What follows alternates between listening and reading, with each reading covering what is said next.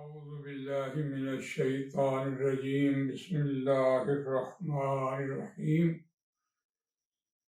آج ہم قرآن مجید کی تفسیر کا آغاز کر رہے ہیں اور اس کی قرآن مجید کے حوالے سے جو پڑھنے کے لیے جو اہمیت بتائی گئی ہے اس کی اہمیت کو پیش نظر رکھتے ہوئے ہم اعوذ باللہ من الشیطان الرجیم سے بات شروع کریں گے۔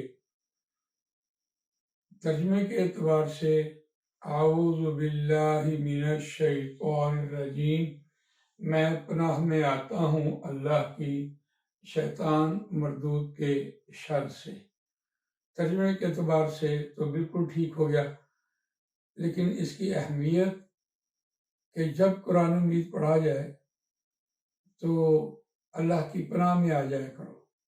خاص طور پر قرآن مجید کے حوالے سے یہ بات، قرآن مجید کی دلیل کے طور پر بھی یہ بات کہی گئی۔ باقی تو دنیا کے سارے کام جتنے بھی ہیں وہ بسم اللہ الرحمن الرحیم سے شروع ہوتے ہیں، لیکن خاص قرآن مجید کا اعجاز ہے کہ جب بھی آپ قرآن مجید کھولیں تو اعوذ باللہ من الشیطان الرجیم سے بات شروع کریں۔ آذا یعوذ، میں پناہ میں آتا ہوں، باللہ مرکب جاری ہے اللہ کی، من الشیطان الرجیم شیطان مردود کے شر سے۔ آذا یعوذ، میں پناہ میں آتا ہوں، یہ صیغہ ہے مضارع واحد متکلم، مضارع مذکر بھی ہے اور یہ مؤنث بھی ہے۔ متکلم بات کرنے والا، یعنی میں پناہ میں آتا ہوں، میں پناہ میں آتی ہوں اللہ کی حرف جار پلس مجرور مرکب جاری، اور یہ مرکب جاری جملہ فعلیہ سے بات شروع ہوئی۔ مرکب جاری قرآن میں جب لے کے آتا ہے خبر نہیں بتاتا، محل حال نصب ہوتا ہے۔ اس کے معنی محل کا مطلب ہوتا ہے جگہ، اور حال کا مطلب ہے آج کا دن، اور نصب کا مطلب ہے مفعول بننا، مفعولی حالت میں چلے جانا، اور خبر محذوف ہوتی ہے، یہاں خبر نہیں ہوتی، محذوف ہوتی ہے۔ یقیناً قرآن مجید میں جہاں بھی مرکب جاری لے کے آیا خبر محذوف ہوگی۔ اسی طرح من الشیطان الرجیم مرکب یہ موصوف ہے اور یہ اس کی صفت ہے، اور یہ مجرور ہے، اور یہ حرف جار ہے۔ شیطان بھی نظر نہیں آتا، یقیناً رسول اللہ صلی اللہ علیہ وسلم نے فرمایا کہ جو بھی شخص پیدا ہوتا ہے اس کے ساتھ ایک شیطان پیدا ہوتا ہے۔ تو چونکہ ہماری بات سنتا ہے اور ہمارے خلاف وہ اسٹریٹجی بنا لیتا ہے، آواز بھی سنتا ہے اور منصوبہ بھی بنا لیتا ہے، تو نظر نہیں آتا، اس لیے یہ بھی محل حال نصب ہی کہلاتا ہے۔ یہ مرکب جاری بھی بنا ہوا ہے، مرکب توصیفی بھی بنا ہوا ہے، اور یہ خبر کے اعتبار سے بھی آپ کہیں یہ بھی محل حال نصب کراتا ہے۔ اب دیکھیے اس میں جو اہمیت ہے اس کو قرآن مجید نے سورہ نحل میں یہ بیان کی ہے، فَإِذَا قَرَأْتَ الْقُرْآنَ فَاسْتَعِذْ بِاللَّهِ مِنَ الشَّيْطَانِ الرَّجِيمِ۔ اور اے نبی صلی اللہ علیہ وسلم، پس جب آپ قرآن مجید کی تلاوت کریں، پڑھیں، تو اللہ کی پناہ مانگ لیا کریں، اللہ کی پناہ میں آ جائیں۔ وہاں فَاسْتَعِذْ ہے، باب استفعال سے لفظ آیا ہے۔ باب استفعال کے معنی ہوتے ہیں مانگنا، طلب کرنا۔ اللہ کی پناہ میں آ جائے کہ یہاں ہم کہتے ہیں اللہ کی پناہ میں آ جائیں، اور اس کے یہ معنی بالکل نہیں ہے میں پناہ مانگتا ہوں۔ پناہ مانگتا ہوں تو فاستعذ باب استفعال سے آنا چاہیے تھا، یہ میں پناہ میں آتا ہوں، اور قرآن مجید کی سورہ نحل آیت نمبر 98 میں دیکھیں فَإِذَا قَرَأْتَ الْقُرْآنَ فَاسْتَعِذْ بِاللَّهِ مِنَ الشَّيْطَانِ الرَّجِيمِ، اور جب آپ قرآن پڑھیں تو اللہ کی پناہ میں آ جائے کریں، اللہ کی پناہ مانگا کریں۔ اور دوسری آیت سورہ حج میں دیکھیے، اب جب اللہ تعالیٰ نے انسان کے مقابلے میں شیطان کو پیدا بھی کیا، ظاہر بات ہے حضرت آدم علیہ السلام کو سجدے کے لیے کہا تو اس نے سجدہ نہیں کیا، تو اس نے پھر الزام لگایا اللہ پر، اور وہ الزام سورہ حج میں بیان ہوا ہے آیت نمبر 39 میں۔ وہ کیا تھا؟ قال ربی بما اغویتنی لأزینن لہم فی الارض وَلَأُغْوِيَنَّهُمْ أَجْمَعِينَ۔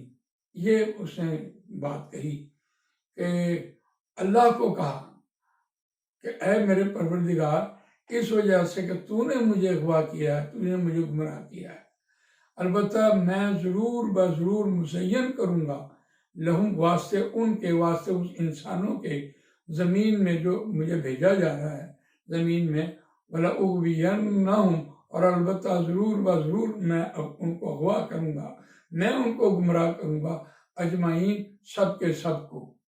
تو ساتھ ہی آیت نمبر 40 میں یہ بات کہہ دی، بات چل رہی تھی، لام الف لا لگا ہوا ہے وہاں، تو یہ بات کہی جا رہی تھی کہ الا عبادک منہم المخلصین، مگر تیرے وہ بندے جو ان میں سے ہوں گے، اور وہ ہوں گے خالص، مخلص بندے جو ہوں گے، ان کو میں نہیں گمراہ کر سکوں گا، باقی تمام انسانیت کو میں گمراہ کروں گا۔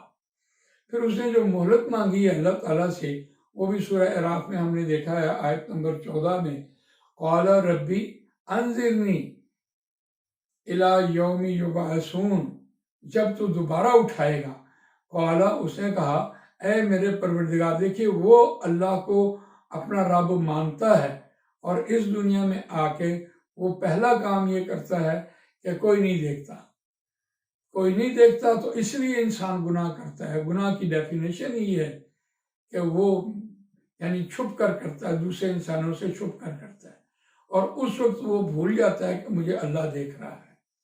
یقیناً یہ بات حضرت عمر فاروق رضی اللہ تعالیٰ عنہ نے جب گشت کرتے ہوئے یہ بات اس یعنی آواز سن کر کہ بھئی بڑھیا نے بچی کو کہا کہ دودھ پورا نہیں ہوتا تو اس میں پانی ڈال لو، تو بچی نے یہ کہا کہ دیکھو عمر کا دور ہے، تو ماں نے کہا کہ کون سا عمر دیکھ رہا ہے؟ تو بچی نے کہا کہ عمر کا اللہ تو دیکھ رہا ہے۔ تو یہ شیطان جو ہے یہ انسان کو اللہ کی یاد سے غافل کرتا ہے، تاکہ انسان اپنے تنہائی میں اللہ کو بھول کر گناہ میں مبتلا ہو جائے۔ تو اس نے کہا کہ اے میرے پروردگار، تو مجھے مہلت دے اس دن تک کی جس دن تو دوبارہ اٹھائے گا، اٹھائے جانے والے دن تک کی مجھے مہلت دے دے۔ تو کہا، اللہ نے کہا ٹھیک ہے، مہلت دے دی گئی۔ تو اس نے ساتھ یہ بھی کہا، قَالَ فَبِمَا أَغْوَيْتَنِي، بوجہ اس کے، بسبب اس کے، اس وجہ سے کہ اغویتنی، تو نے مجھے گمراہ کیا، لَأُقْعِدَنَّ لَهُمْ صِرَاطَكَ الْمُسْتَقِيمَ، تو البتہ ضرور بضرور میں بیٹھوں گا لہم، واسطے ان کے، سیدھے راستے پر، تیرے سیدھے راستے پر۔ صراطک المستقیم آیا ہے، صراط المستقیم جو ہے اس کو تو ہم نے قرآن مجید میں آغاز میں پڑھا، اہدنا الصراط المستقیم، یا اللہ ہمیں سیدھے راستے کی ہدایت دے، تو وہاں وہ مرکب توصیفی بنا، لیکن یہاں یہ مرکب اضافی، تیرے سیدھے راستے پر۔ تو ایک اعتبار سے یہ بھی آپ دیکھیے صراطک